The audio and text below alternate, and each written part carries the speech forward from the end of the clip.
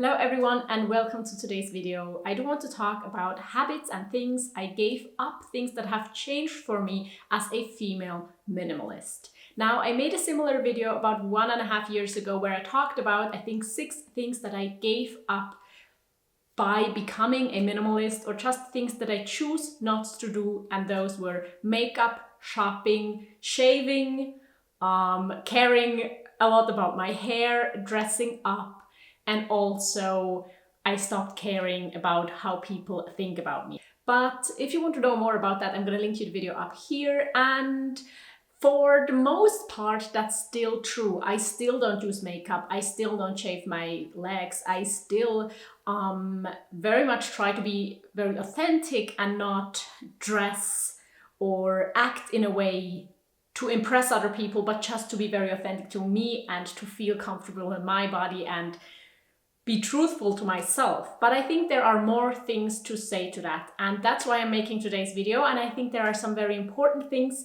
so I really hope I can get everything across the way I mean it. And let's get started.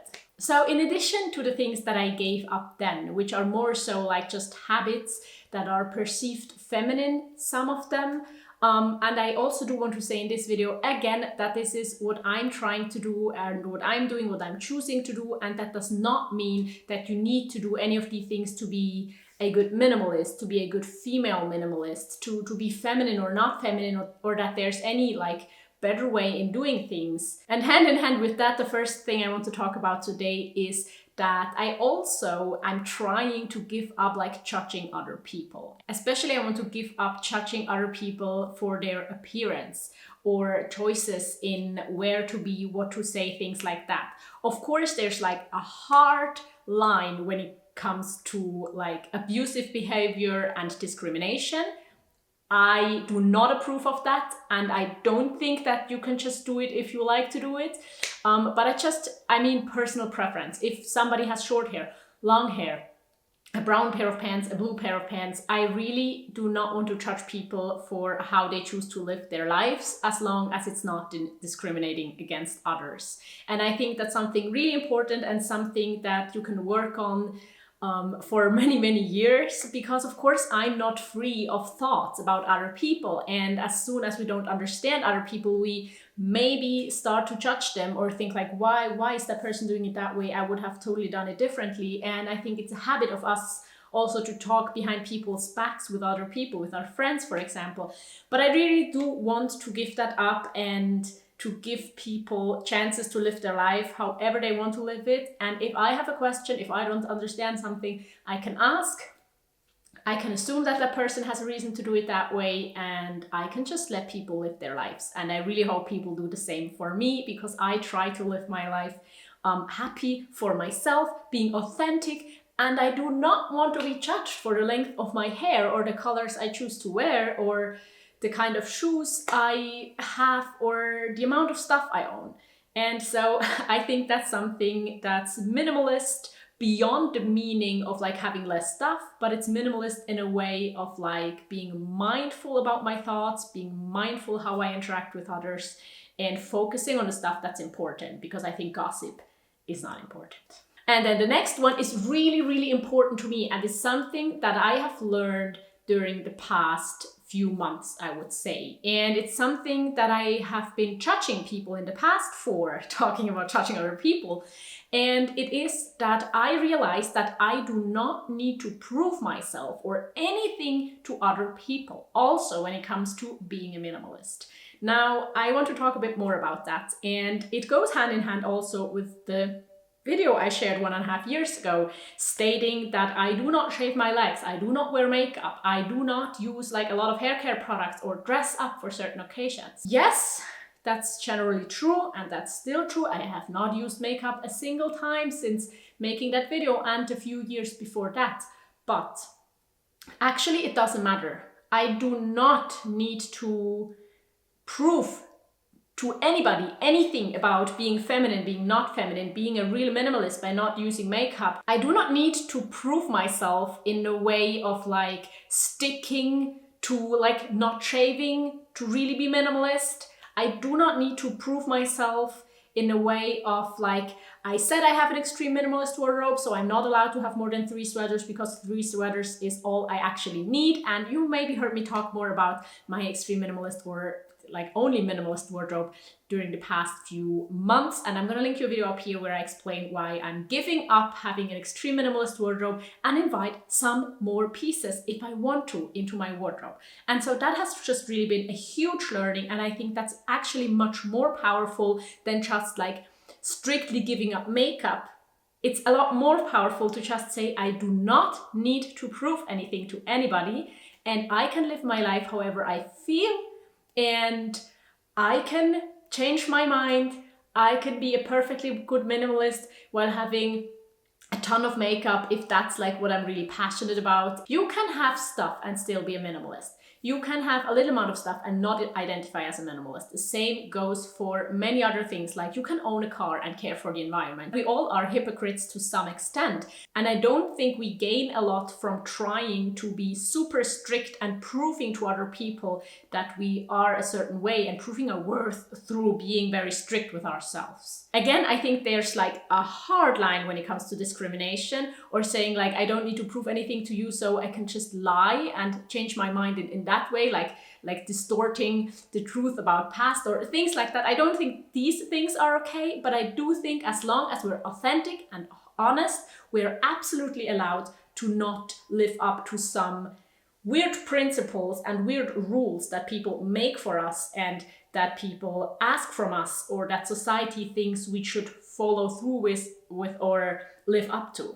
And the next one has to do with that as well, and that is just like following strict rules. In the past, becoming a minimalist, of course, meant for me decluttering my things. It meant like keeping an eye on like what I own and making sure it's becoming less, because minimalism does mostly mean living with less. And so you kind of need to get rid of stuff that you don't need. You need to prioritize things. And sometimes it also really helps to check in on yourself and make sure that you're actually following through with what you're trying to do and that you're not accumulating stuff and that you like kind of have rules that keep you in certain boundaries. But as I move on, as I am more experienced with that lifestyle, as I'm living this lifestyle for more years, I realize that I think to become like a long-term minimalist also means to give up these rules. In the end, the rule is also one more thing that keeps you in a box, that kind of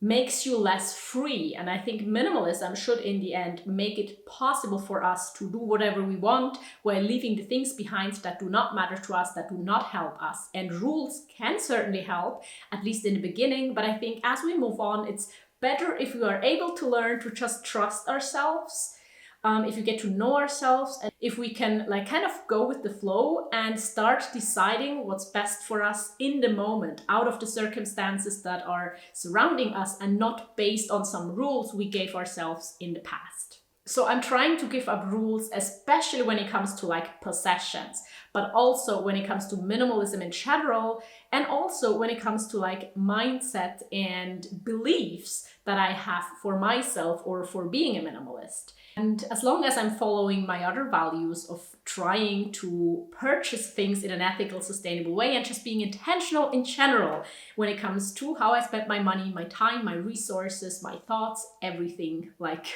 you know, my life. And then one other very, very, very important thing that I did not talk about in my last video, and I did talk a lot about wanting people to be able to just be themselves. But today in this video, I also want to acknowledge that I did not talk enough about privilege and how the circumstances are different depending on what kind of person you are, what kind of privileges you have.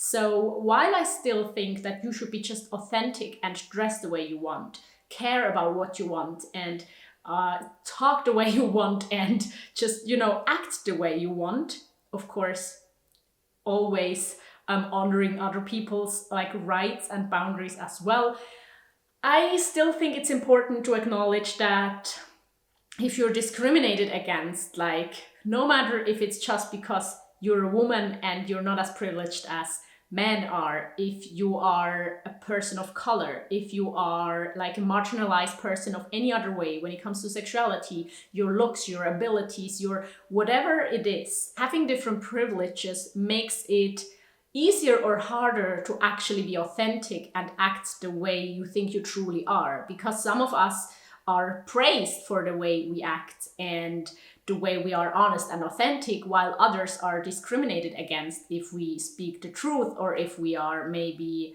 more honest or more ruthless or more unapologetic. While I really, really hope that in the future everybody can just be how they want to be, and have the hairstyle they want, have the dress code they want, have the makeup or no makeup.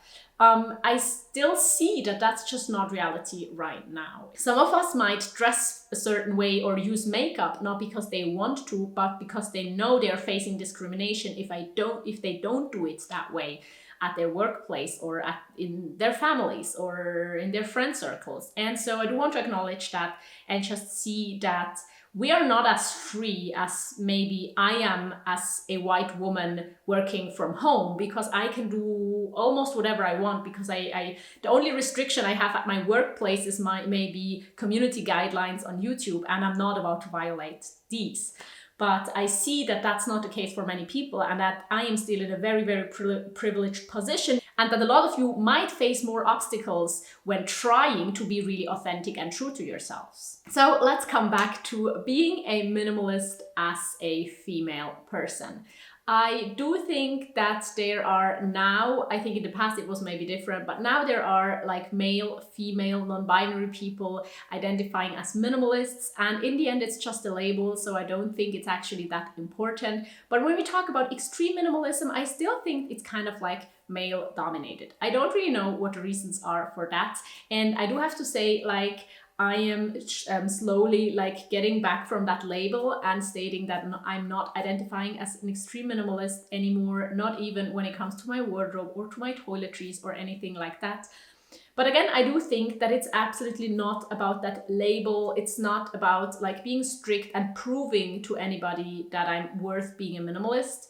But in the end, it's about living an intentional life that makes me happy, and hopefully being able to inspire some of you to declutter, to question your relationship with your things, or to just see minimalism as a way to live an intentional life, as well, of course, as just exchanging our thoughts, because I think a lot of you are minimalists or are like on your minimalism journey. So I would be really interested in hearing from you if you think that being a minimalist is different for different genders, and if you have seen certain ways that your privileges or discriminations play into how you're being viewed as a minimalist, as a person, if it's easier or harder to be a minimalist or to be authentic in your workplace, in your like everyday life. And now I'm actually going to link you the video here where I talk about quitting extreme minimalism and how I feel after 6 months after making this decision, and how I feel about minimalism in general and how I want to go forward. I think this could be interesting if you enjoyed this video, and I hope to see you right there. Bye!